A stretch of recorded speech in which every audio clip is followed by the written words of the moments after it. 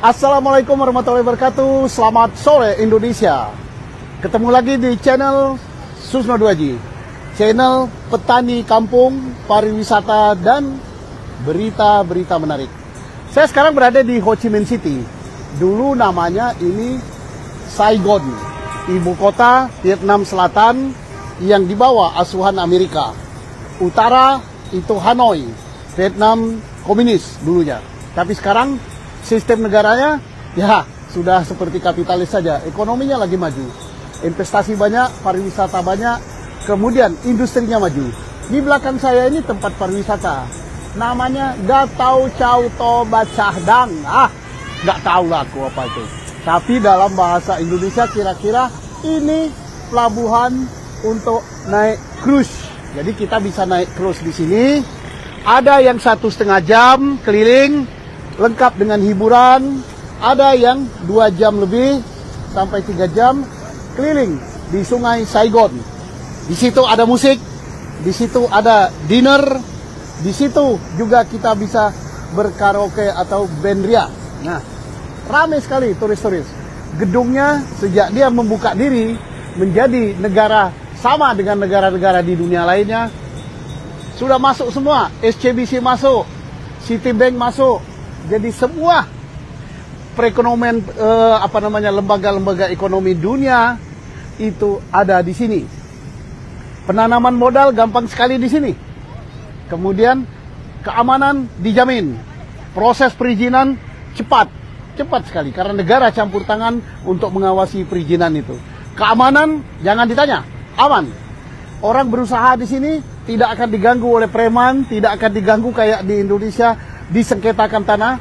Setiap negara memberikan tanah, berarti tanah itu sudah bebas dari sengketa. Karena negara sangat ketat mengawasi tanah di sini. Jadi nggak kayak di Indonesia, bangunan berdiri nanti dilaporkan. Sudah menang pengadilan perdata tanah, masih digugat lagi peradilan perdata. Bisa 100 tahun nggak selesai. Kalau di sini masalah itu insya Allah tidak ketemu. Ini bukan kata Susno loh. Yang cerita adalah teman saya di sini, orang asli Vietnam. Dia tinggal di Saigon. Dia bercerita kepada kami karena partner kami. Enak sekali usaha. Apapun diberikan oleh pemerintah. Dan di sini sudah dibagi-bagi. Kelompok sana itu untuk obat-obatan, apoteker. Region sini untuk tekstil, region sini untuk pariwisata, dan sebagainya.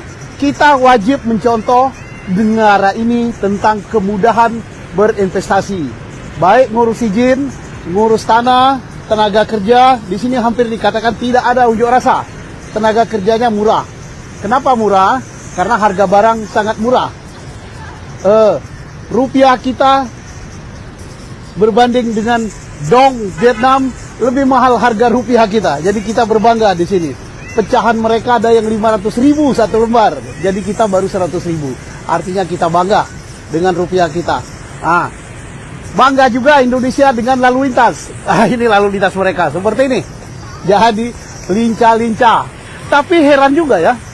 Walaupun padat dan crowded seperti itu, boleh dikatakan tidak menemui kecelakaan lalu lintas. Saya selama berhari-hari di sini. Lah, kenapa?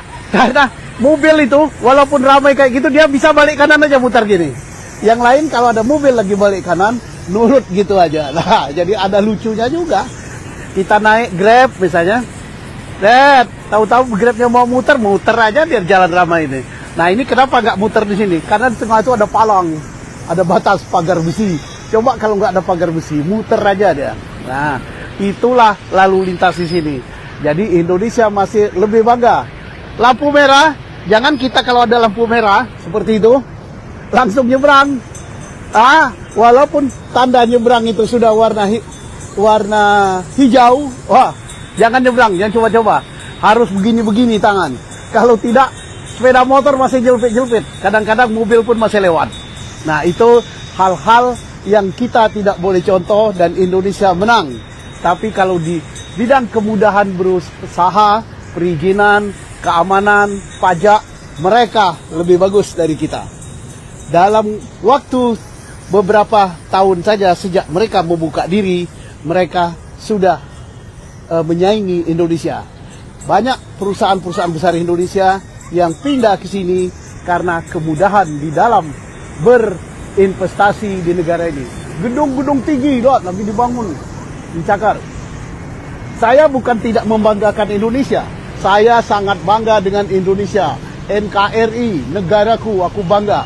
Tetapi tidak cukup dengan bangga saja. Kita wajib belajar. Belajar itu sampai ke negeri Cina, kata hadis Nabi, kita harus belajar.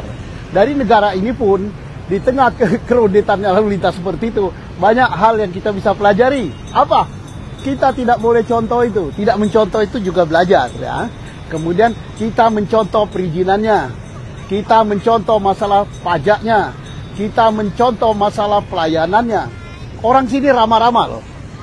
Ramah. Walau bahasa Inggrisnya masih belepotan ya, tapi kita bangga dengan negara kita, bahasa Inggrisnya lebih bagus. Nah, kemudian kita bangga juga dengan Indonesia di bidang lalu lintas. Tetapi kita tidak boleh berbangga dengan sistem perizinan di negeri kita. Walaupun Pak Jokowi sudah membuat satu pintu katanya. Tetapi pintunya satu, jendelanya banyak. Di sini kalau satu pintu benar-benar satu pintu. Kalau negara menjamin tanah, benar-benar jamin. Indonesia mudah-mudahan tertib di bidang pertanahan. Tidak ada lagi satu lahan bersertifikat sampai 3 berperkara, tidak cukup hanya di pengadilan negeri. Nanti tanah itu bisa dimasukkan ke ton juga. Syukur-syukur tidak masuk pengadilan agama gitu tanahnya. Nah, kita artinya kepastian hukum, kita wajib mencontoh kepada mereka. Terus sistem keterbukaan dan lain-lain gitu. Nah, apa yang saya sampaikan ini bukan kata saya, karena saya nggak bisa bahasa Vietnam. Tapi kata teman-teman, partner kerja kami di sini, dia bercerita begitu. Di sini bagus, di sini enak. Jadi dunia itu sekarang sudah global, sudah borderless. Kalau orang di negara Arab sana sulit berinvestasi, mereka akan berinvestasi di negara lain. Negara lain mana yang diinvestasi, dia akan mencari kemudahan. Di mana perizinan mudah, di mana keamanan mudah, terjamin, di mana kepastian hukum terjamin, dan di mana tempat investasi yang murah, mereka pilih di situ. Karena hubungan lancar. Satu lagi, tarif penerbangan. Tarif penerbangan dari Jakarta ke Saigon, jangan naik Garuda. Kalau Garuda mahal. Naik Vietnam Airlines. 3 jam itu hanya 4 juta. Tapi kalau Scott, Jakarta, Saigon, itu transit di Singapura hanya 2 juta. Garuda 6 juta. Makanya alhamdulillah kalau kita naik Garuda kita bisa leluasa di pesawat itu. Karena samping kiri, samping kanan kosong. Kemarin saya satu deret naik Garuda transit di Singapura, satu deret kosong. Padahal satu deret itu 8 ya. 8, 2, 4, 2. Yang isi hanya saya sendiri gitu. Nah, jadi beli tiket 1, tempat duduk 8. Kenapa? Ya karena Garuda kalah bersaing gitu. Kenapa? Harga tiketnya mahal, kemudian servisnya ya gitu-gitulah Garuda. Nah, jadi ini masukan untuk Garuda. Jangan kalah bersaing di era sekarang. Tapi heran juga saya. Harga tiketnya mahal, kok bangkrut ya, rugi gitu. Lah, mungkin marketingnya yang salah. Contohlah Scott, contohlah Vietnam Airlines, maskapai baru, tapi mereka sudah ke beberapa penjuru dunia. Nah, ini kritik ya, kritikan disebut membangun. Siapa tahu Pak Menteri, Pak Erick Thohir, Pak Menteri Perhubungan yang jago di bidang bisnis gitu, Garuda katanya bisnis BUMN akan bagus, tapi nyatanya Garuda yang akan menjadi stabilisator harga tiket pesawat di Indonesia, nyatanya tiket domestik mahal. Garuda stabilisator, justru Garuda memberi contoh tiket yang mahal gitu. Tiket pesawat lain ikut-ikutan. Pak Menteri Pariwisata, supaya pariwisata Indonesia maju. Di sini pariwisatanya maju gitu. Banyak sekali turis dari berbagai negara yang masuk ke sini. Ini kritik juga. Saya bukan benci Indonesia, saya sangat cinta Indonesia. Darah saya merah putih. Kalau digores pasti merah putih ini. Saya